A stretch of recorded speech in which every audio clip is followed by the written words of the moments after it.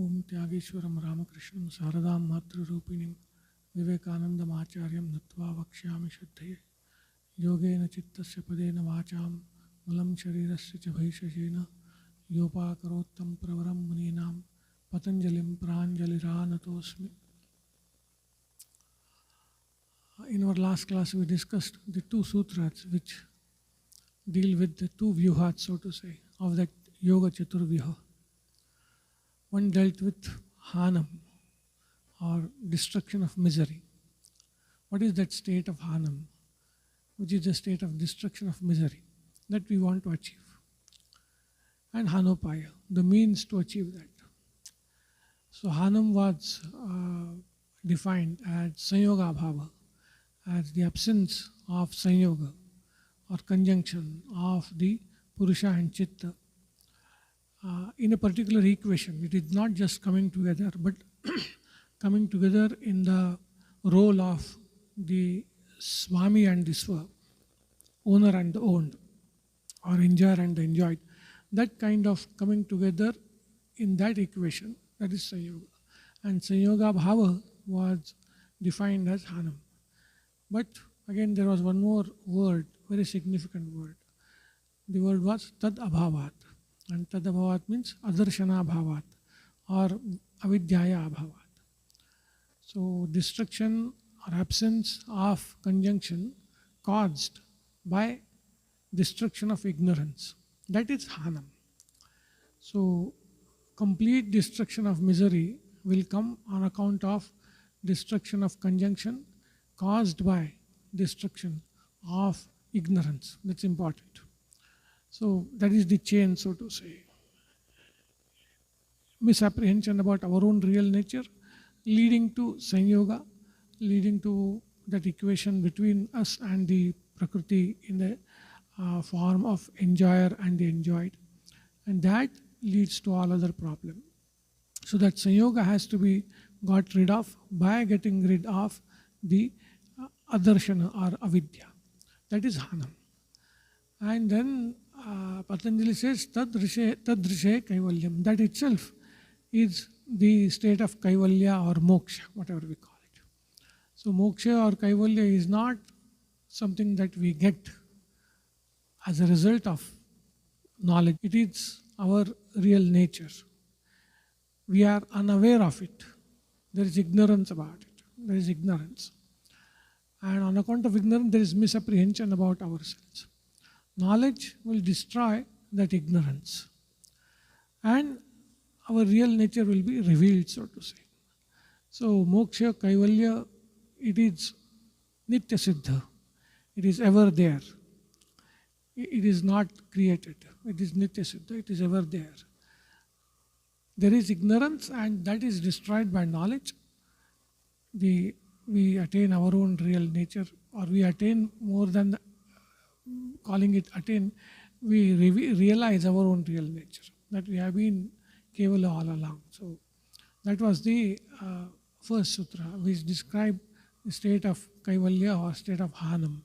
Hanam is a technical word, so it means Hanam of Heya, Hanam of what is to be got rid of, which is misery. So that is the one sutra. And then Hanopaya, what is the upaya, what is the means that will take us to this state of Hanam, to the state of Kaivalya. So that he says Viveka Khyati Aviplava Hanopaya. That was the sutra. So Hanopaya is Viveka Khyati, and which of Viveka Khyati is Sattva Purusha Anyata Khyati. Cognition, perception, experience of Purusha and Chitta being entirely distinct and separate. That cognition, that experience, that knowledge, that is Hanopaya. That is the means of Kaivalya. But it is qualified, this Viveka Khyati, by the word Aviplava.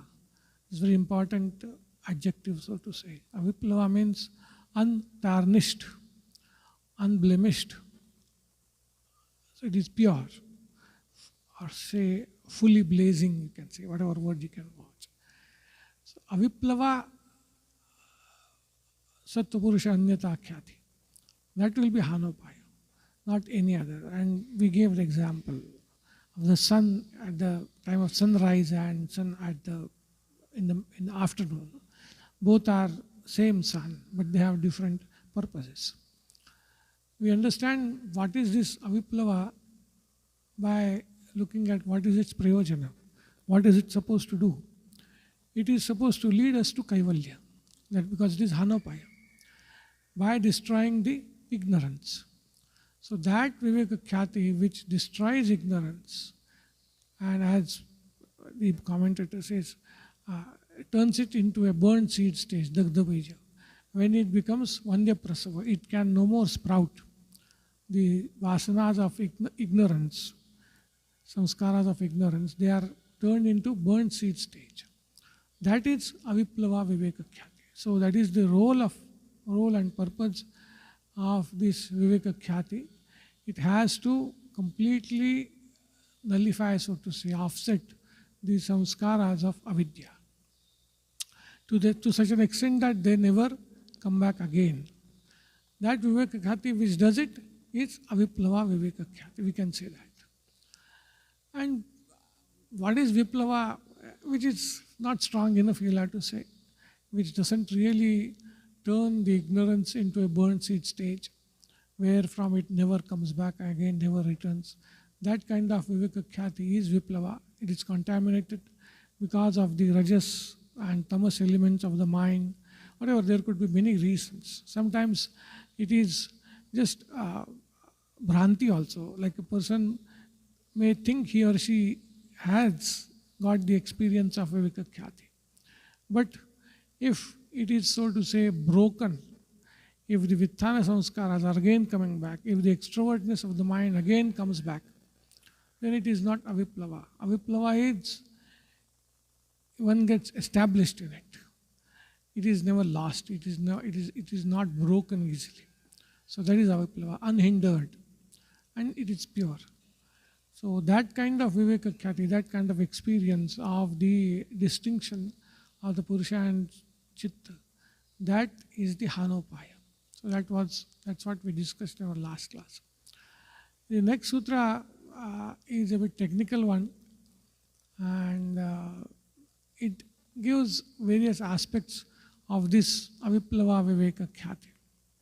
The sutra is Tasya saptadha pranta bhumi prajna. Tasya saptadha pranta bhumi prajna.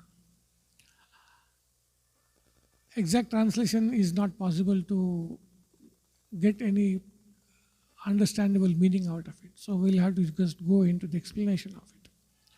So here Tasya, according to the Bhashya, it means Tasya pratyurita khyate.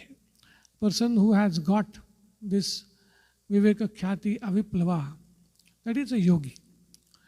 The yogi who has been blessed with this unblemished, pure viveka khyati, tasya prajna, his or her insight, his or her knowledge, his or her experience. It is talking about that. We know it is aviplava, but what is the content of that? It's talking about the content of that prajna, content of that insight, so to say.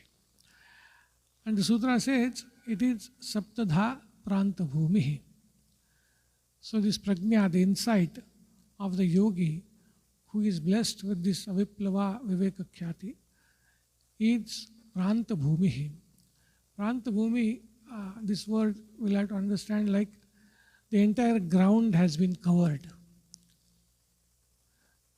Entire ground has been covered. That is, that knowledge, that insight has reached its culmination. There is nothing more to be achieved, nothing more to be known. That is pranta bhumi. Pranta bhumi means the prajna has achieved its culmination. It has covered the entire ground, so to say. That is pranta bhumi. And then it is saptadha. In terms of 7 aspects, or on 7 counts, or in 7 subjects, you can say, it has achieved pranta bhumitva. So that insight, that knowledge of the yogi is complete. It has reached its culmination in 7 different ways, 7 different areas, 7 different subjects, 7 different directions. We can understand it in whichever way we want. So that knowledge has 7 dimensions, you can say. And in every dimensions, it is Pranta Bhumi. It has covered the entire ground. It has reached the ultimate possible knowledge in every aspect, in every of these 7 aspects. It has reached the ultimate acme, so to say. The acme of knowledge it has achieved. This is the sutra. Now, Patanjali has not gone further and explained which are those 7 aspects in which yogi's insight has gained Pranthabhumitva, has covered the entire ground, has attained culmination. Which are the 7 aspects? Which are the 7 directions? Which are the 7 counts? He has not explained. Sutrakara has not explained. So it is given to the Bhashyakaras to explain those 7 areas in which the yogi's knowledge has reached its culmination. And of course, Vyasa Bhashya, most of people follow. So Vyasa Bhashya has, Vyasacharya has given the 7 aspects in which the yogi's insight, knowledge has attained its culmination. He picks up the 4 areas from the Yoga Chaturviha. Those 4 areas he has picked up. He says that the yogi's knowledge has achieved its culmination in all these 4 areas. There is Parigneyam Hyayam. What is to be avoided, yogi has thoroughly, fully understood what is to be avoided. That is Anagatam Dukkham. Its various hues, its various forms, in various ways in which it traps, tries to trap, it lures. Though dukkha, it presents as sukha. As we saw earlier, sarvam dukkham vivekina.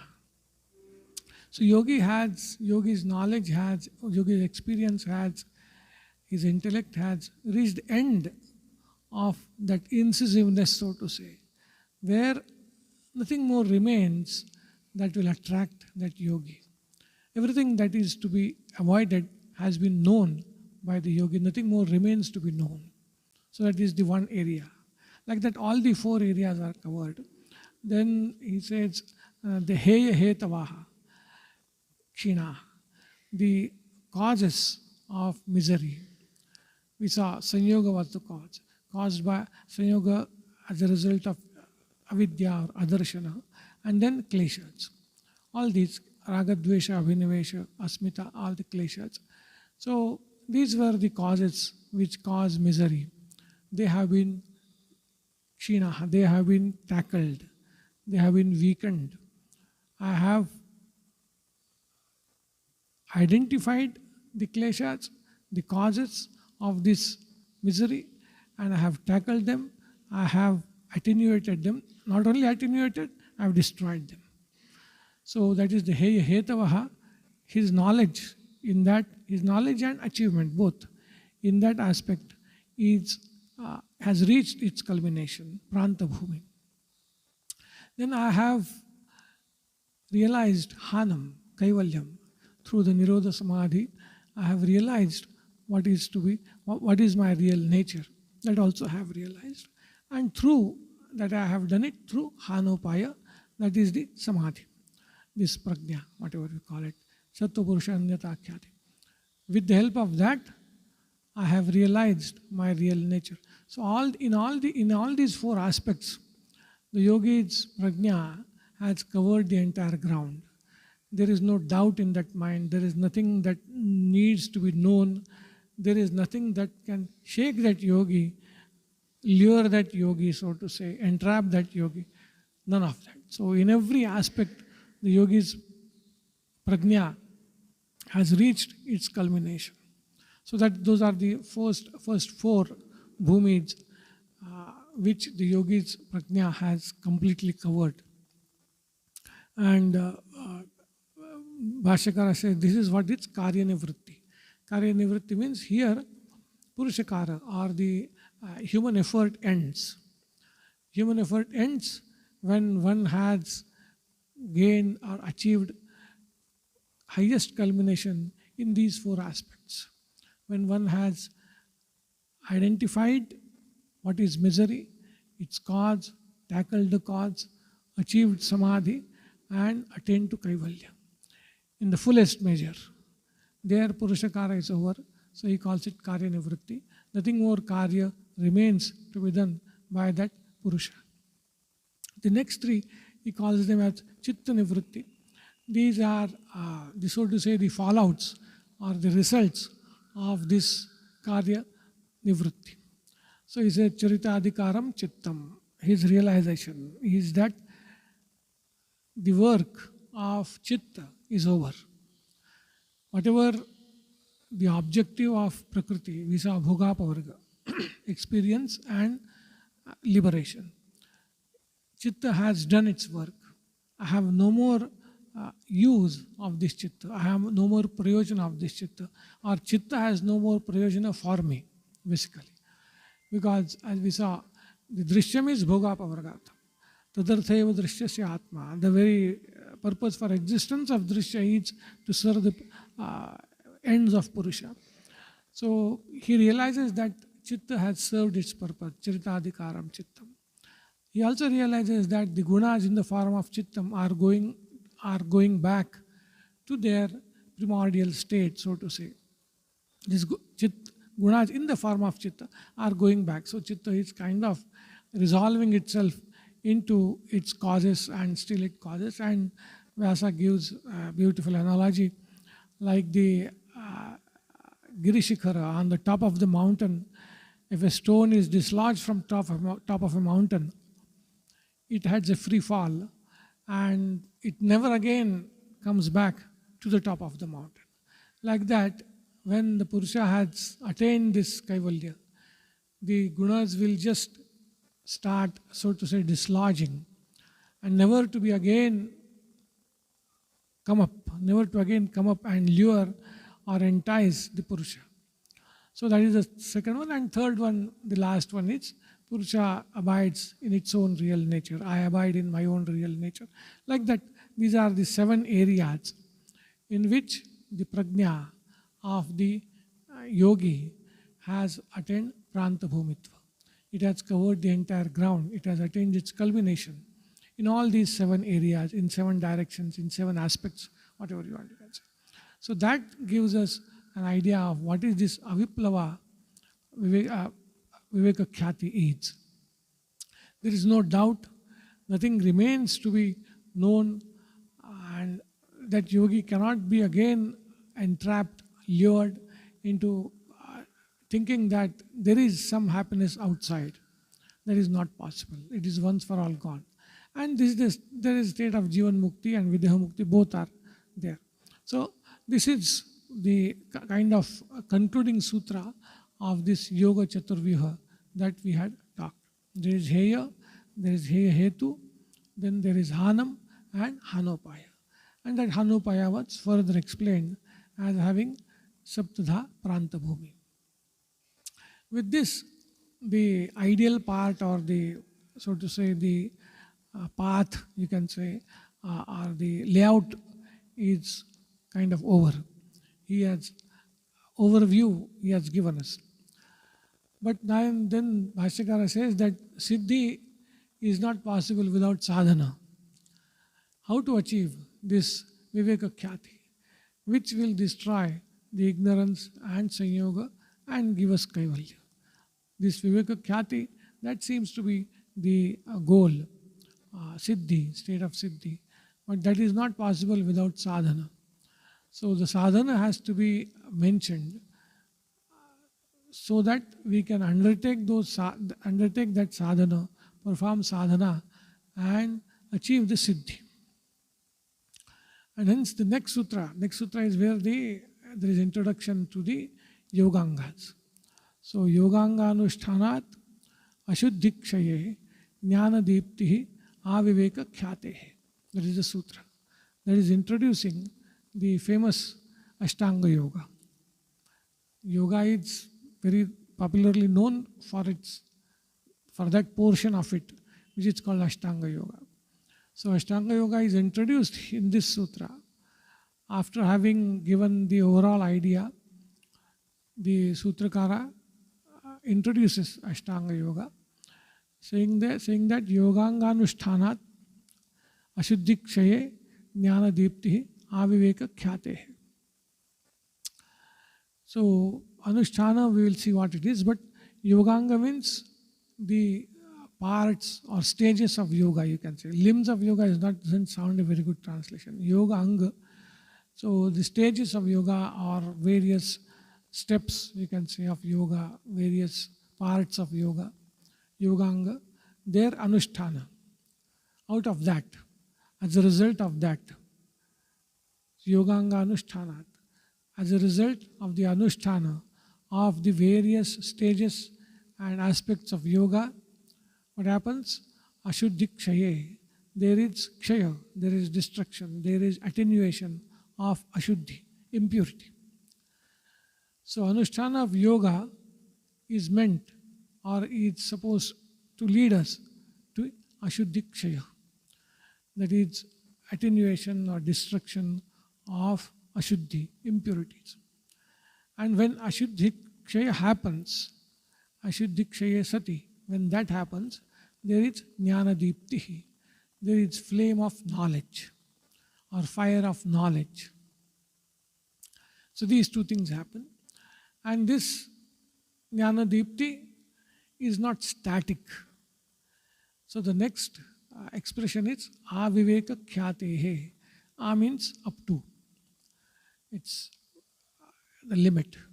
A means it denotes the limit. So Aviveka Khyate. This Jnana Deepti is dynamic and it grows, or whatever we call it, up to Viveka Khyati. So Jnana Deepti will keep becoming, if you are going to use the word of, if you are going to use the simile of flame, it will keep becoming brighter and brighter or bigger and bigger, whatever we call it, till it reaches its culmination in Viveka Khyati. So Aviveka Khyate hai Jnana Deepti. This Jnana Deepti, the flame of knowledge, will keep growing till it reaches the stage of Viveka Khyati. This is the sutra.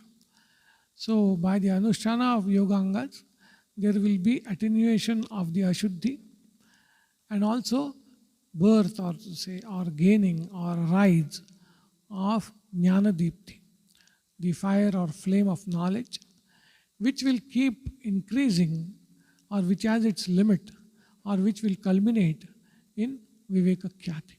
So that is how this sutra can be understood. Now a few points, interesting points are there. The word Anushtana itself is quite interesting.